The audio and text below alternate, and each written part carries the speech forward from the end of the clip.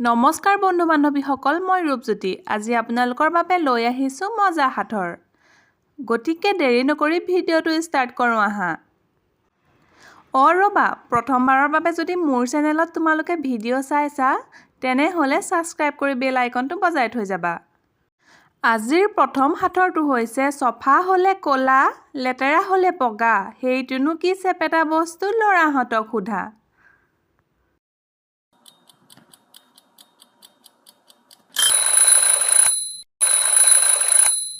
সময়ৰ আগতে বাৰু উত্তৰটো আপুনি পাৰিলেনে? শুদ্ধ উত্তৰটো হৈছে ব্লেকবৰ্ড।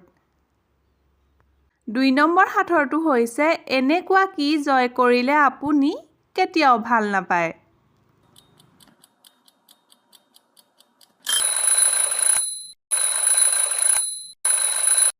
Time up. শুদ্ধ উত্তৰটো হৈছে পৰাজয়। পৰাজয় স্বীকাৰ কৰিলে কোনেও ভাল নাপায়।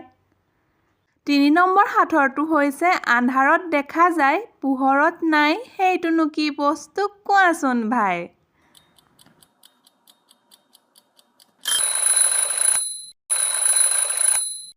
শুদ্ধ উত্তৰটো হৈছে তৰা, কাৰণ তৰা দিনৰ পোহৰত দেখা নাযায়, আন্ধাৰতহে দেখা যায়। ৪ নম্বৰ প্ৰশ্নটো হৈছে এনেকুৱা কি ফল আছে য'ত গুটিৰ সলনি গুলি থাকে।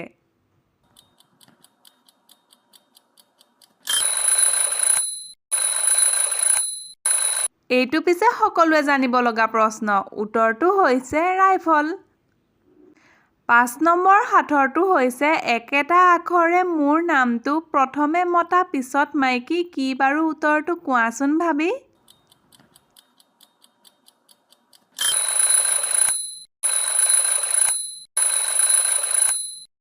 শুদ্ধ উত্তৰটো হৈছে হৰিণা। নাটো কাটি দিলে হৰি আৰু ৰহটো কাটি দিলে ৰিণা। আৰু ৬ নম্বৰ সাঁথৰটো হৈছে এনেকুৱা কি ধানৰ খেতি কেতিয়াও কৰিব নোৱাৰি।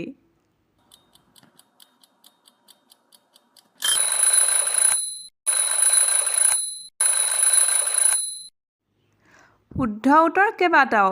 প্ৰথমটো হৈছে সমাধান, বিধান, উধান। আপুনি জানিলে বাকীকেইটাও কমেণ্ট কৰিব। ৭ নম্বৰ সাঁথৰটো হৈছে সাগৰত থাকোঁ, বজাৰত থাকোঁ, থাকোঁ মই ৰান্ধনি ঘৰত, খোৱাৰ সময়ত কম অনুভৱ হ'লে খং উঠেগৈ মূৰত।